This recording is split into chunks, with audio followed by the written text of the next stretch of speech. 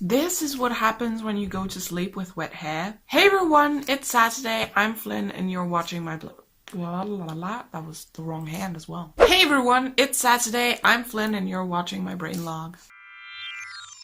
Today we're talking about 10 things you need to know about therapy. Number 1, it's not always a match. Finding the right therapist is kind of like finding a partner for life. There's a very small chance that you're gonna find the right one the first time around. I personally saw 3 therapists before finding the one that I'm with now. And if you live in Germany, if your health insurance is German, bear in mind that you have 5 sessions for free that health insurance will definitely cover so that you can try out different therapists. However, if you've used up those 5 times and still haven't found the right therapist, you can trick your health insurance into still covering more visits. If you have a referral note from your GP, then health insurance will definitely cover the cost for the therapy if the therapist you're seeing is affiliated with health insurance. So if health insurance covers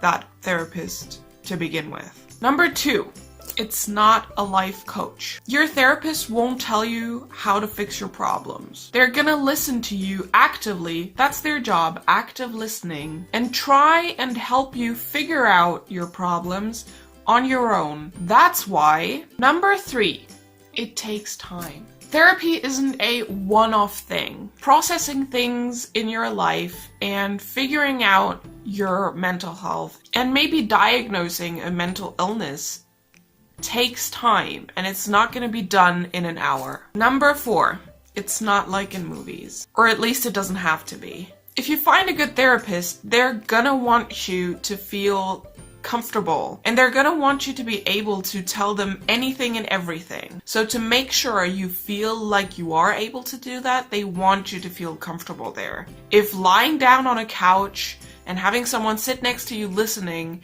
sounds like hell to you, they won't make you do it. Number 5, it's gonna be weird and uncomfortable. This is a stranger that you're gonna tell all your secrets and your thoughts to without ever knowing theirs. If this worries you, maybe try and, at least the first couple times, take a piece of paper and write down a couple bullet points that you want to address during your session. It'll help you stay focused and organized, and it will give you something to hold on to. I wouldn't recommend doing that every time because following those bullet points might keep you from sidetracking into something that might turn out to be important. Number 6, you're not crazy if they want to see you more. Just because they suggest more frequent visits does not mean that your mental health is at a worse point or that you're batshit crazy. They want to do what works best for you.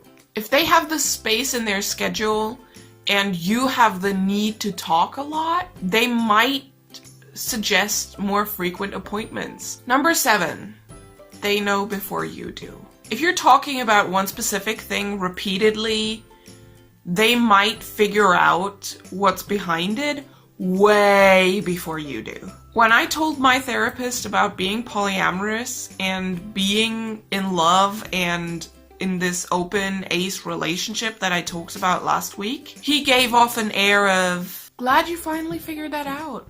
That's a thing. I mean, to be fair, I was talking about that friend for weeks on end. I'm just slow, I guess. Number 8, pills won't fix you. Unless you have some sort of deficiency or surplus in your body, pills will not fix your problems. They will just treat symptoms of an underlying condition. Fixing you is what therapy is for. Number 9, there's not just one. There's lots of different kinds of therapy, and one of them will be the right one for you. There's various kinds of counseling, there's behavioral therapy, there's psychotherapy, there's holistic healing, etc.